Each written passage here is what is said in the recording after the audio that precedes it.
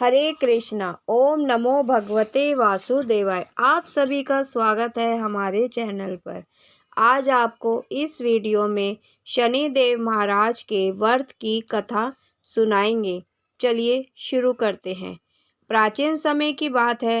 एक बार सभी नवग्रहों सूर्य, चंद्रमा, मंगल, बुध, बृहस्पति, शुक्र, शनि, राहु और केतु सभी में विवाद छिड़ गया कि सब में बड़ा कौन है। जब आपस में उनका निर्णय नहीं हो पाया तो वह सभी देवराज इंद्र के पास पहुँचे।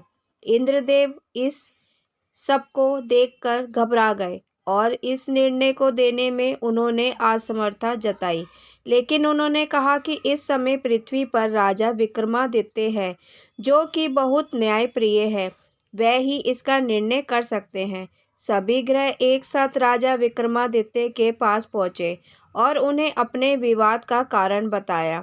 साथ ही उन्होंने कहा कि आप ही निर्णय लेकर बताएं कि हम में से सबसे बड़ा कौन है।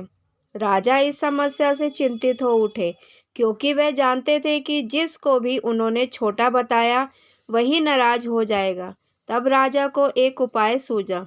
उन्होंने स्वर्ण, रजत, कांसा, पीतल, सीता, रंगवा, जंता, अभ्रक और लोहा, इस सभी से 9 सिंहासन बनवाए।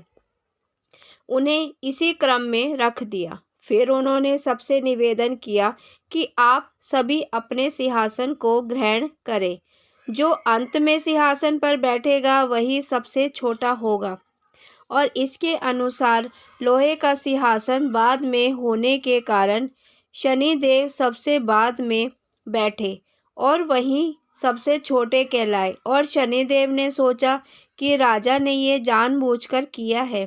उन्होंने नाराज होकर राजा से कहा, राजा, मैं कुछ नहीं जानता। सूर्य एक राशि में 1 महीना, चंद्रमा 2.25 महीना, 2 दिन मंगल, 1.5 महीना बृहस्पति, 13 महीने और बुध और शुक्र 1 महीने में विचरण करते हैं, परंतु मैं 2.5 से 7.5 साल तक रहता हूँ।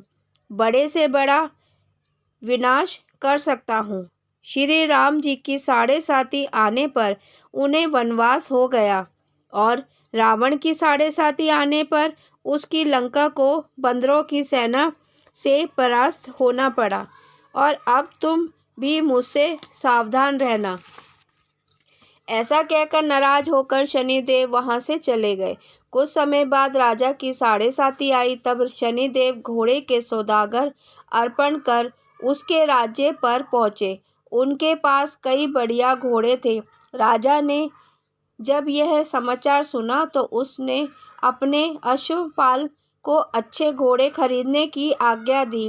राजा के अश्वपाल ने कई अच्छे घोड़े खरीदे और एक सर्वोत्तम घोड़े को राजा की सवारी के लिए रख दिया। और जैसे ही राजा उस घोड़े पर बैठा, वह घोड़ा सरपट वन की ओर भागा। वन में पहुंचकर वह अंत ध्यान हो गया और राजा भूखा प्यासा भटकता रहा। तब एक ग्वाले ने राजा को पानी पिलाया। राजा ने खुश होकर उसे अपनी अंगूठी दे दी और अंगूठी को देखकर राजा नगर की ओर चल पड़ा। वहां उसने अपना नाम उज्जैन का एक निवासी ने बताया। वहां एक सेठ की दुकान पर जाकर राजा ने पानी पिया और कुछ आराम भी किया। और भाग्यवश उस दिन सेठ की बहुत बिक्री हुई। सेठ ने उसे बहुत भाग्यशाली समझा और उसे खाना खिलाया, अपने घर ले आए।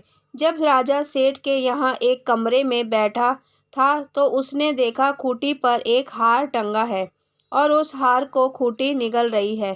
थोड़ी ही देर में पूरा हार गायब हो गया। जब सेठ आया तो उसने देखा कि हार गायब है।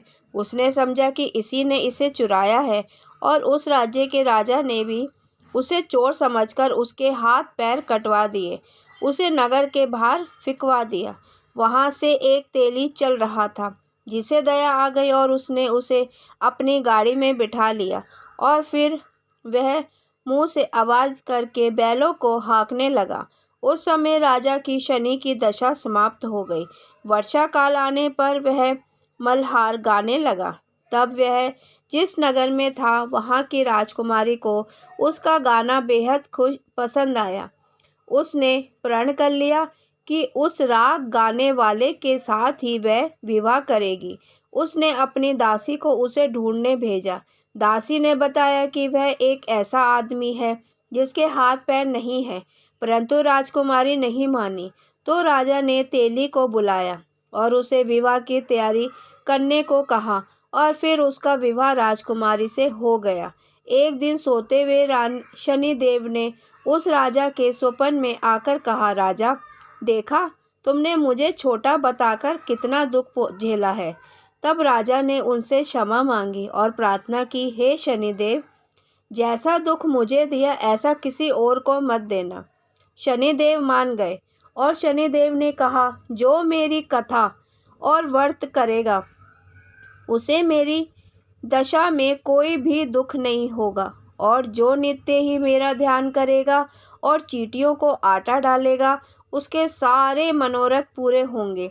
साथ ही शनिदेव ने खुश होकर राजा को हाथ पैर वापस कर दिए। प्रातःकाल आँख खुलने पर राजकुमारी ने देखा तो वह हैरान रह गई।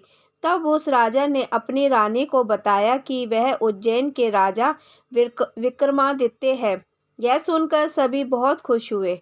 सेठ ने जब यह सब सुना तो वह राजा से क्षमा मांगने लगा। राजा ने कहा, कोई बात नहीं, यह सब शनिदेव का कोप था, इसमें किसी का कोई दोष नहीं है। सेठ ने फिर भी निवेदन किया कि मुझे शांति तभी मिलेगी जब आप मेरे घर चलकर भोजन करेंगे।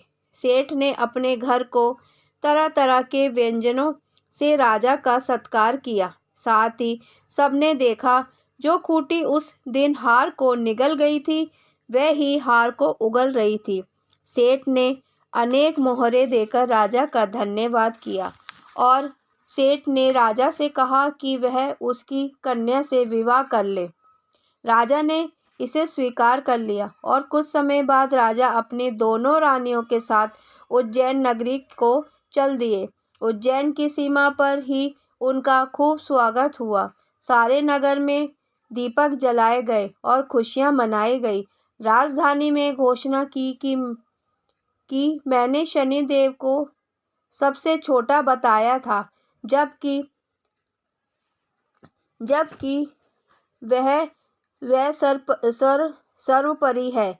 तब से सारे राज्य में शनिदेव की पूजा और कथा नियमित तौर से होने लगी और सारी प्रजा बहुत खुशी और आनंद के साथ अपना जीवन बिताने लगी। जो कोई शनिदेव की इस कथा को सुनता है, पढ़ता है, उसके सारे दुख दूर हो जाते हैं। इस व्रत और कथा को करने से जिसकी भी साढ़े साती या ढैया चल रही होती है उसको उसमें दुख कम होता है, कष्ट कम होता है। हरे कृष्णा। जय शनिदेव महाराज की।